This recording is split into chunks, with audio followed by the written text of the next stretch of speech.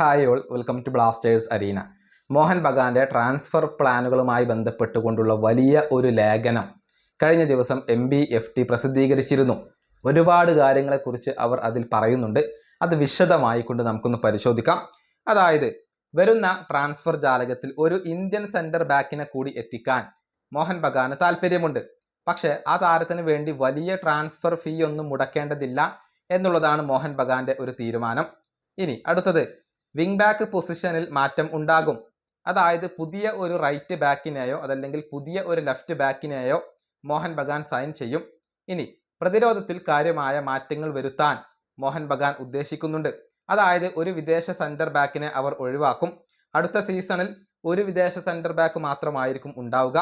3 Indian താരങ്ങൾ ഡിഫൻസിൽ ഉണ്ടാകും.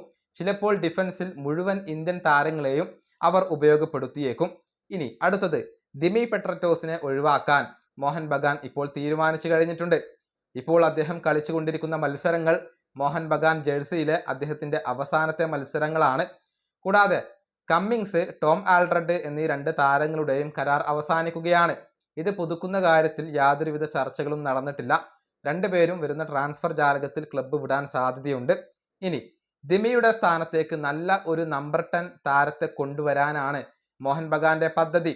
കൂടാതെ ആൽഡ്രഡിന്റെ പൊസിഷനിലേക്ക് നല്ല ഒരു ഡിഫൻസീവ് മിഡ്ഫീൽഡറെ കൊണ്ടുവരാനും മോഹൻ ബഗാൻ തീരുമാനിച്ചിട്ടുണ്ട്. അടുത്തത്, അഹമ്മദ് ജാഹുവിന്റെ പ്രൊഫൈൽ ഉള്ള ഒരു താരത്തെ കൊണ്ടുവരണമെന്ന് സെർജിയോ ലൊബേറ നേരത്തെ മാനേജ്മെന്റിനോട് ആവശ്യപ്പെട്ടിരുന്നു. വരുന്ന സീസണിലേക്ക് ആ ടൈപ്പിലുള്ള ഒരു താരത്തെ മോഹൻ ബഗാൻ എത്തിച്ചേക്കും. ഇനി മോഹൻ ബഗാന്റെ ഇന്ത്യൻ മധ്യനിര താരങ്ങളുടെ കാര്യത്തിലും മാറ്റങ്ങൾ ഉണ്ടാകും. അതായത് മധ്യനിരയിലെ ഒരു പ്രധാനപ്പെട്ട ഇന്ത്യൻ സൂപ്പർ താരത്തിന് പുറത്തു പോകേണ്ടി വരും എന്നാണ് റിപ്പോർട്ട്. പക്ഷെ അനിരുദ്ധ് താപ്പയും അപ്പൂയയും ക്ലബിനകത്ത് തുടരും. സഹൽ ക്ലബ്ബ് വിടുമോ എന്നുള്ളതൊക്കെ കാത്തിരുന്നു കാണേണ്ട കാര്യമാണ്. അടുത്തത്, മധ്യനിരയിലേക്ക് ലൊബേറയ്ക്ക് കീഴിൽ കളിച്ച ഒരു മുൻ താരത്തെ എത്തിക്കാൻ മോഹൻ ബഗാൻ ഇപ്പോൾ ശ്രമിക്കുന്നുണ്ട്. കൂടാതെ വളരെയധികം ടാലന്റ് ഉള്ള ഒരു ഇന്ത്യൻ താരത്തെ എത്തിക്കാൻ വേണ്ടിയും അവർ ശ്രമിക്കുന്നുണ്ട്. ആ താരം ആരാണ് എന്നുള്ളത് വ്യക്തമായിട്ടില്ല.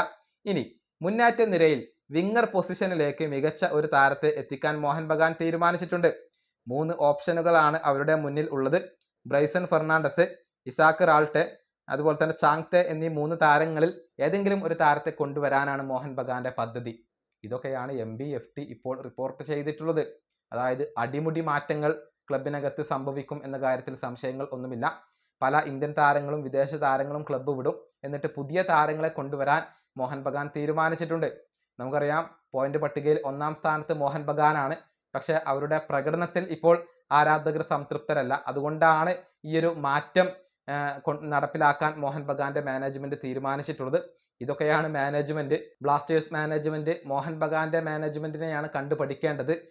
പോയിന്റ് പട്ടികയിൽ 1-ാമതായിട്ട് പോലും പ്രകടനത്തിന്റെ കാര്യത്തിൽ ചെറിയ ഒരു പിഴവ് വരുന്നത് കൊണ്ട് തന്നെ, അതല്ലെങ്കിൽ പ്രകടന മികവിൽ ഇടിവ് സംഭവിച്ചത് കൊണ്ട് തന്നെ പ്രധാനപ്പെട്ട താരങ്ങളെയെല്ലാം പുറത്താക്കി ഒഴിവാക്കി മികച്ച താരങ്ങളെ കൊണ്ടുവരാൻ ഇപ്പോൾ തന്നെ മോഹൻ ബഗാൻ തീരുമാനിച്ചു കഴിഞ്ഞിട്ടുണ്ട്. ഈ വീഡിയോ അവസാനിപ്പിക്കുന്നു. അടുത്തൊരു വീഡിയോ കാണാം.